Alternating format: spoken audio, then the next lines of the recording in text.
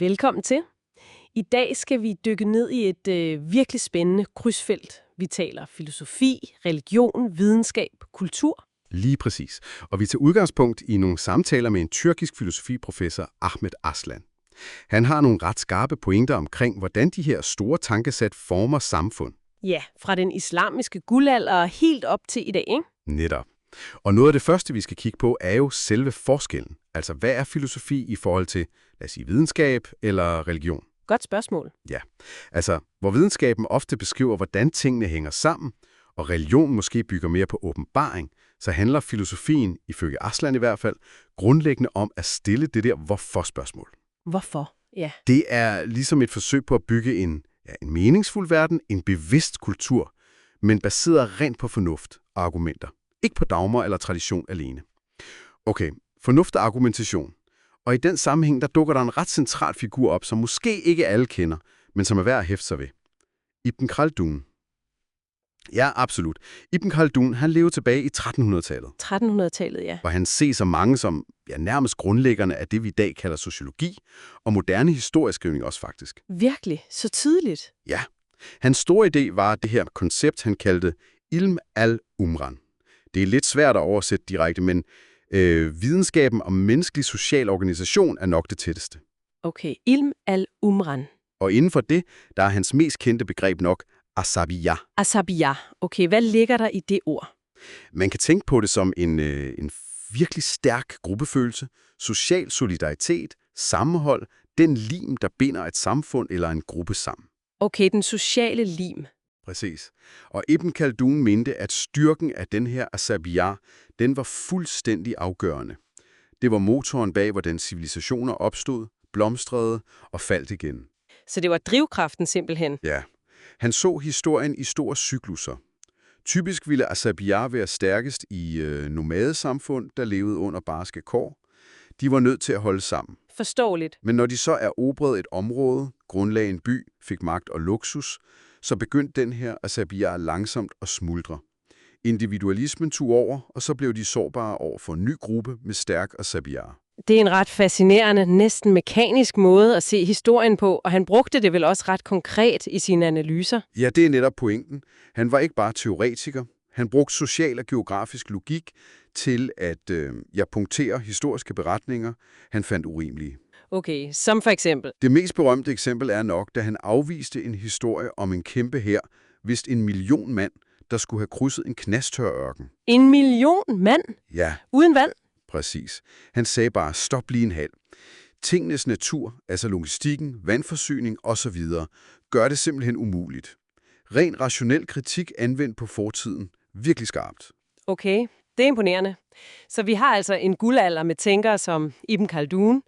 Men hvorfor, som Aslan også er inde på, slog filosofien så alligevel ikke dybere rødder i den bredere islamiske kultur? Altså på samme måde som i det antikke Grækenland? Ja, det var det store spørgsmål. Og Aslans analyse peger på en ret afgørende forskel.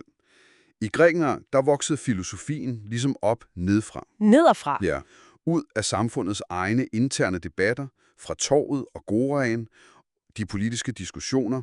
Den var organisk forbundet med samfundslivet. I den islamiske verden derimod blev den græske filosofi primært introduceret ovenfra, gennem oversættelser af værker fra de folk, man havde erobret. Så den blev importeret på en måde. Lige præcis. Og derfor forblev den i høj grad et elitefænomen, der nåede aldrig rigtig ud og blev en del af de brede samfundslag eller udfordrede de politiske magtstrukturer, som jo byggede på andre ting. Religion, tradition, stammebånd. Så den blev aldrig rigtig integreret i selve samfundsmaskineriet? Nej, ikke på samme dybe måde. Og her er der så en anden vigtig pointe fra Aslan, som lidt udfordrer den gængse historie. Okay. Man giver ofte teologen Al-Ghazali omkring 1100-tallet skylden for at have bremset filosofiens indflydelse med sin kritik. Men Aslan ser ham mere som et symptom. Et symptom, ikke årsagen. Nej. Måske mere et tegn på, at rationalismen, den filosofiske tilgang, allerede var på tilbagetog. At samfundet ligesom var ved at bevæge sig i en anden retning. Ghazalis kritik satte sig bare tingene på spidsen, valget mellem tro og fornuft blev skarpere. Det er en interessant nuance. Okay, lad os vende tilbage til Ibn Khaldun og hans historiesyn. Du sagde, det var cyklisk. Det står jo i modsætning til den her idé om lineær fremgang, som vi tit tænker i Vesten, ikke? Ja, markant anderledes. Hans syn var ret deterministisk. Det er næsten som en naturlov. Stærkt asabiya fører til magt. Magt fører til luksus og bydannelse. Luksus svækker asabiya, og så starter nedturen ind til en ny, stærk gruppe tager over. Og der var ikke rigtig plads til, at mennesker bare kunne beslutte sig for at bryde den cyklus med fornuft eller vilje. Ikke rigtigt i hans model, nej. Asabiya og de sociale og biografiske forhold var de primære drivkræfter. Det er ret barsk tænkning på en måde. Ja, lidt fatalistisk måske. At vi ligesom er fanget i de her mønstre, det kan man godt sige. Men, og det er også interessant, selvom han beskrev tilbagegang i den islamiske verden på sin egen tid, ved omkring år 1400, Ja. så bemærkede han faktisk samtidig, med sin skarpe observationsevne, at der var ved at ske noget nyt i Norditalien. En spirende videnskabelig og økonomisk aktivitet. Han så ligesom konturerne af ny udvikling et andet sted. Okay, så lad os lige trække tråden helt frem.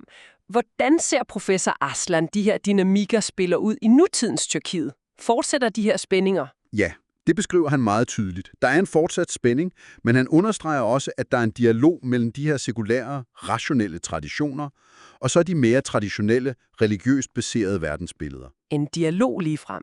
Ja, og noget af det mest interessante, han peger på, er faktisk, at nogle religiøse intellektuelle i Tyrkiet i dag viser en ret stor interesse for netop filosofisk argumentation. Okay, hvorfor det? Måske fordi de leder efter nye, dybere og mere rationelt funderede måder at forstå og udtrykke deres egne værdier på i en moderne, kompleks verden.